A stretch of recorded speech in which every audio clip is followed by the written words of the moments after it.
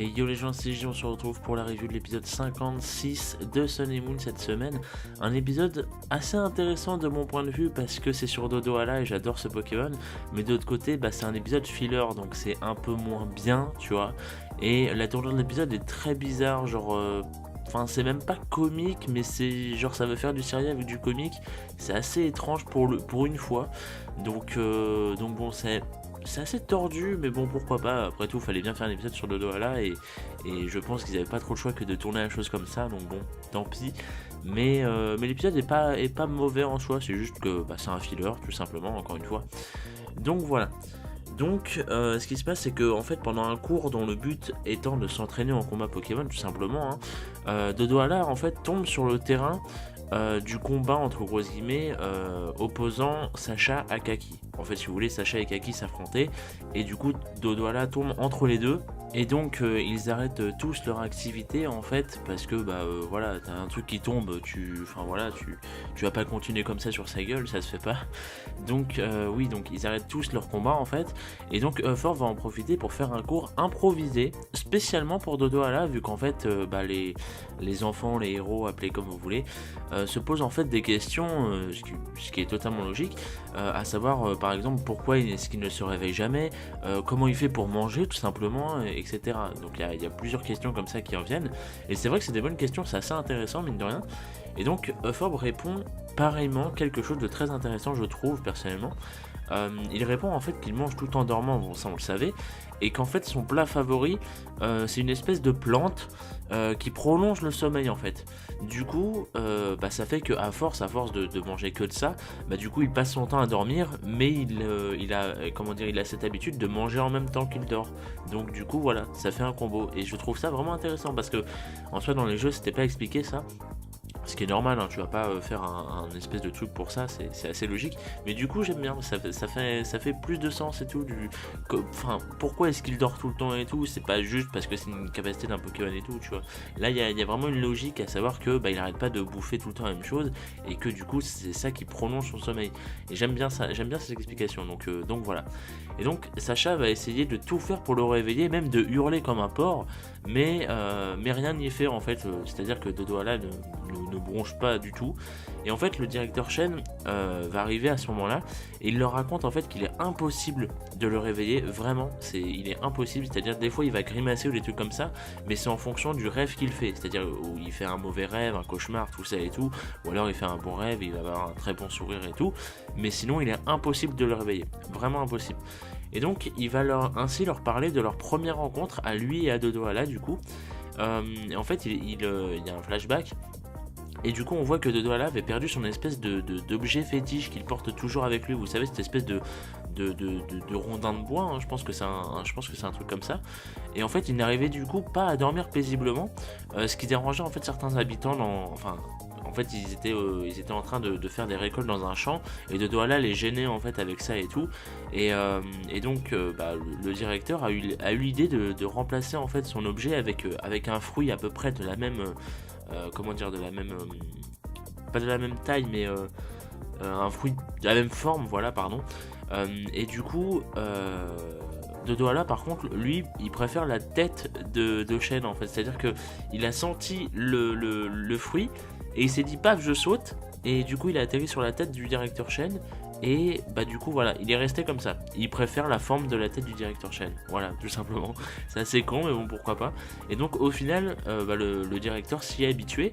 Et un beau jour, en fait, en faisant sonner la cloche de l'école, vous savez, le truc que Dodoala a fait maintenant, et bien en fait Dodoala justement semblait attiré par l'espèce de truc en bois, l'espèce de tambour, on va appeler ça comme ça, qui cognait contre Archéodong et qui du coup provoquait le son de l'école là. Et donc en fait Dodoala était attiré par ça, donc il a sauté dessus. Et en fait depuis il s'en est jamais séparé parce que ça lui va totalement, c'est à sa taille et tout, donc voilà, et comme ça il peut bouger librement parce que sur la tête de chêne tu te doutes bien que tu pouvais pas trop bouger, donc voilà. Donc c'est comme ça en gros que ce dodo là est créé, même si bon, ça fait un peu, comment dire, ça fait pas bullshit, mais ça fait un peu bizarre quand tu sais que les autres dodo là aussi ont ce même truc de tambour, et que là le truc de tambour, enfin leur espèce de truc de bois là, qu'ils gardent sur eux, bah là il a une explication de pourquoi est-ce qu'il a ça, alors que d'habitude bah non en fait. Donc voilà, c'est un truc que tous les dodo là ont. Et bah lui il l'a eu spécialement comme ça, tu vois, donc c'est assez étrange, mais bon pourquoi pas, c'est l'animé après tout.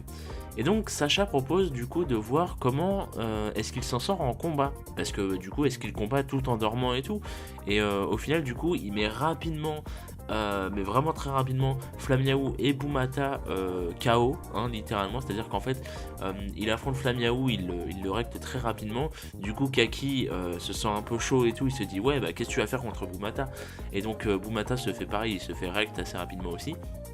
Et donc plus tard, pendant qu'il voulait faire un espèce de combat Dodoala contre Brindibou, hein, littéralement un combat d'infirme où les deux dorment, Rondoudou en fait arrive en plein combat. Donc voilà, parce qu'à la base c'est lui la star de l'épisode, hein, c'est Rondoudou. Il arrive en plein combat, il chante, ce qui les endort tous, évidemment, et on sait tous très bien ce qui va se passer au réveil, tout le monde est gribouillé, sauf Dodoala. Dodoala qui a réussi à esquiver tous les coups de gribouillis de Rondoudou. En fait, si vous voulez, même en dormant, Rotom a réussi à filmer la scène, et du coup, en voyant les records, en voyant les rushs, on va appeler ça comme ça, eh bien, ils se sont rendus compte que Dodoala avait réussi à esquiver à chaque fois les espèces de coups de comment dire, les coups de marqueur, hein, littéralement, de Rondoudou. Et donc, comment dire, Rondoudou en fait s'est fait envoler par le vent, littéralement, c'est comme ça qu'il a atterri à l'eau là, on le rappelle, donc voilà. Et donc tu le vois qu'il revient en fait, il revient et il essaye encore une fois de le gribouiller et tout, mais du coup cette fois-ci Forme et tout ont un plan, parce que ils voient bien que Rondoudou est furieux. Donc ils lui disent de recommencer sa chanson, pardon, mais cette fois ils ont des lunettes, en fait ils ont des lunettes un peu spéciales avec, vous savez, les fameuses lunettes avec des yeux dessus, littéralement, en fait pour faire croire que quand tu dors, en fait t'es réveillé, tu vois, grâce à ces lunettes. Le problème c'est que justement ils s'endorment et les lunettes tombent en fait. Donc c'est totalement con, et du coup Rondoudou s'énerve et il gribouille à nouveau tout le monde sauf Dodoala, qui encore une fois a réussi à y échapper tout simplement. Et encore une fois Rondoudou s'est fait emporter par le vent, tout ça. Et donc peu après il décide d'apprendre à chanter à Dodoala afin de pouvoir faire un combat de chansons entre grosses guillemets entre lui et Rondoudou, pour savoir justement si Rondoudou tombera dans son propre piège, à savoir sa propre musique. Et en effet, en fait, ils se réveillent du coup tous, mais cette fois-ci sans gribouillis, sauf Rondoudou lui-même. Et oui, c'est assez étonnant. Et en fait, du coup, tu te dis, mais comment ça se fait? Est-ce que le machin est somnambule et s'est gribouillé tout seul, ou comment ça se passe? Et en fait, non.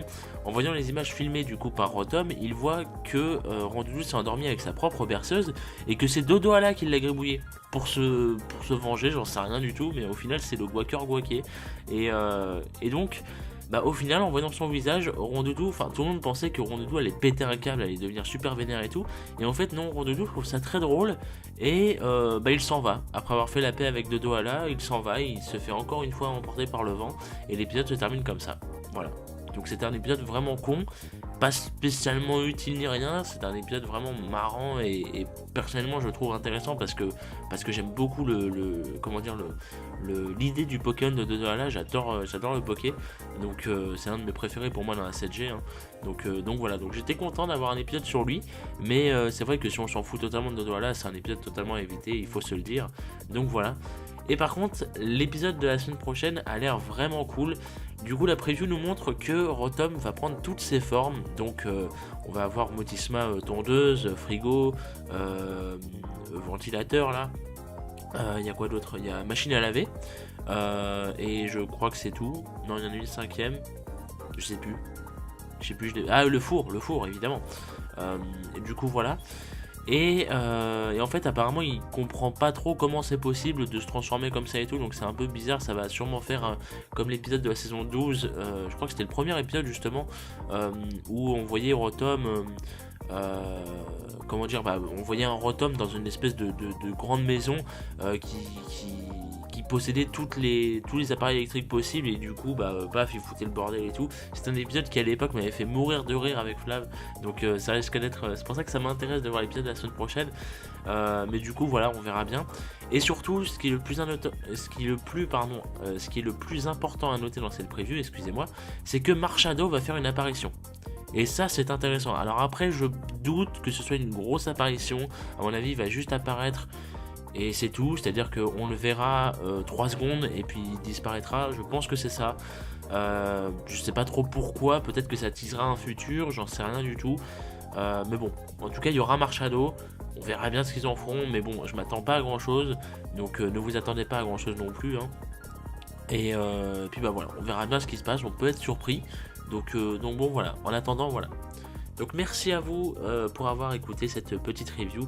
Rendez-vous à la semaine prochaine. En attendant, bonne année en avance. Et puis voilà, bonne fête, bonne santé, tout ça, la coutume. Plein de bisous.